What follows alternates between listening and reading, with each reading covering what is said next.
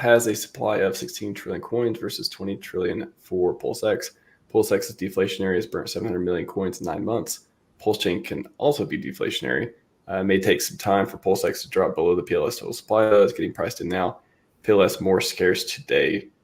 What do you think about the scarcity and the tokenomics between the two of PulseChain and PulseX? And like long term, and that was a big discussion before anything ever launched, was which one's going to do the most X's first, which one's going to have better short term versus better long term. I know a lot of the commentary was around PulseX in the long term, but just because of the buy and burn and stuff. But how do you look at those two? So this is interesting because, I mean, as far as I understand it from those early concepts when we're talking about Pulse V2B, testnet, and it was based on the BNB validator set, Pulse and PulseX were deflationary at that point. The burn rate was supposed to be pretty much set, so our supply was just going to go down. Now, an interesting little thing that, like, and I mean, my voice isn't loud enough and no one cares because its price go up, so I can FUD my bags a little bit by talking logically because it's not really FUD. But Richard wanted to make a layer 1 that was usable because Ethereum isn't, because of the gas fees. And it is very usable. We're doing like 100 tokens at a time for some gas, or some insane things, 1,000 tokens.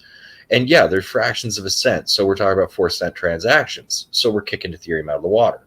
Everybody's drooling over these X's.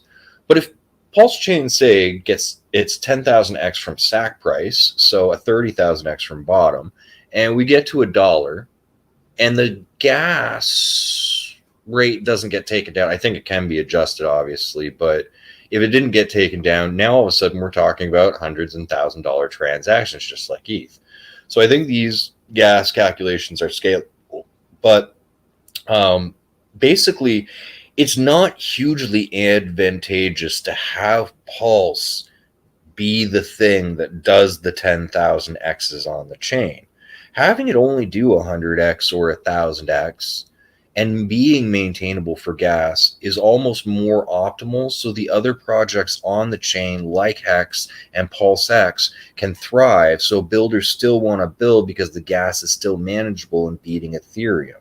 So now you've got a network based on Ethereum where it is inflationary and deflationary. So at its resting state, it'll inflate because it's being picked at here and there with transactions with burn a little. But now, if you get a community like the Zen community or whoever else that, or an NFT mint, when we see our gas prices spike, when we see those spikes in gas, that's when the network for a moment is thinking about becoming deflationary.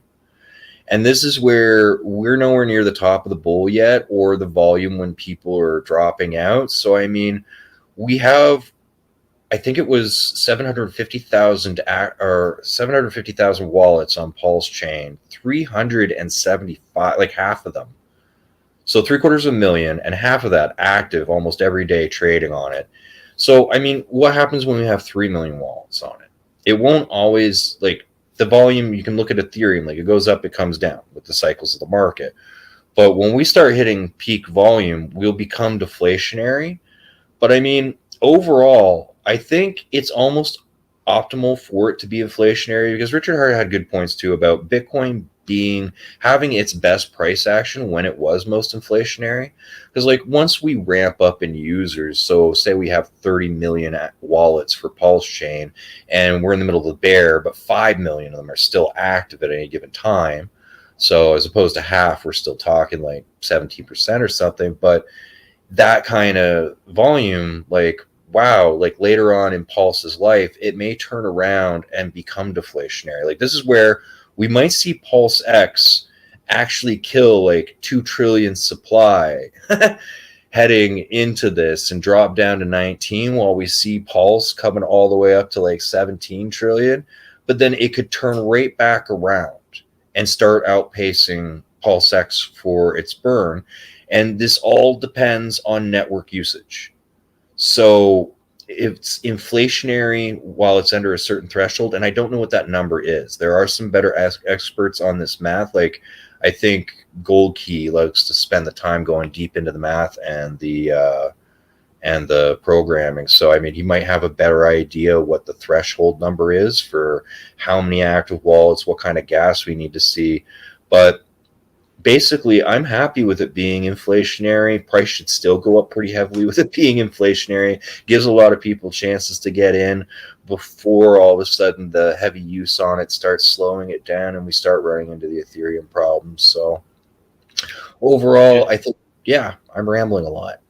No, go for it, man. I just I'm kind of getting some time to look at some of the comments and look at some of the pieces that can tie into this too, such as I kind of overlooked this one earlier, but the buy and burn, Power City, 3 trillion. So have you looked at have you looked at Power City or factored that in any of the models of, what if 1 trillion, 2 trillion, 3 trillion PulseX get locked in protocols and on the borrowing side? Does that help Top Gun? Is that a good thing? So this is where, yeah, this is a good thing.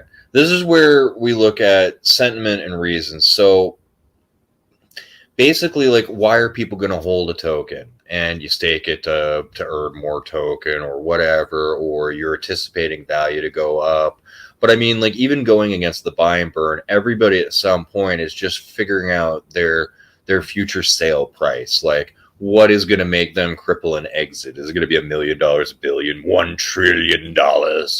Like, what point do they cave and sell? And so, I mean, no matter what, like, doing these models with no market or sell pressure, buy or sell pressure, it's like, no, people are always going to sell into that because at some point, sooner or later, someone wants to take profits.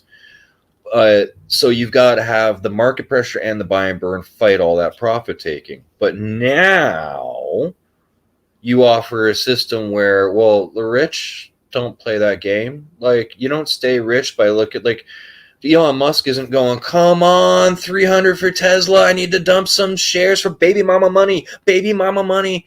No. I mean, yeah, he's like, please let it go to 300. But you know what I'm going to do?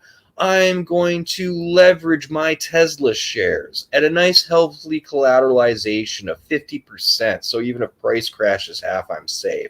Then I'm going to take those billions of dollars and I'm going to go over to the options market and go to the 0-day TDEs or the 1-week expirations. And I'm going to open quick call options on my Tesla stock, theoretically, not saying he does this. And then he's going to cause the market maker to have to cover those calls by buying some shares, which pushes price up. And, they play games where they don't sell their stuff. They take leveraged loans. So, wow, you want to exit the market. You can take a loan, which in a lot of places, not financial advice, is tax-free.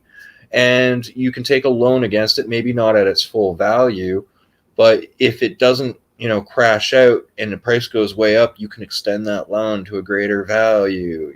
Like that gives you this whole area where the whole reason we look at excitement with the buy and burn is, unlike every other whale who's buying to dump in the future, the buy and burn's buying to never dump in the future. And now all of a sudden, you see every single person that engages with that protocol from Power City, like, we've already seen about 10% of the supply of Pulse get locked up in liquid loans, which is amazing. I think they put about 1.6 trillion in. Like, they're almost locking up what the validators are doing. So 20% of the circulating supply of Pulse is locked up between liquid loans and validating, roughly. And hey, PulseX, all of a sudden you see, well, the buy and burn has eaten 4%, 5%, and then you look over at PulseX and you see, oh, that's eaten up 10%, and you realize that's never going to hit the market, and you have to rethink what the circulating supply is, because it is a whole different model.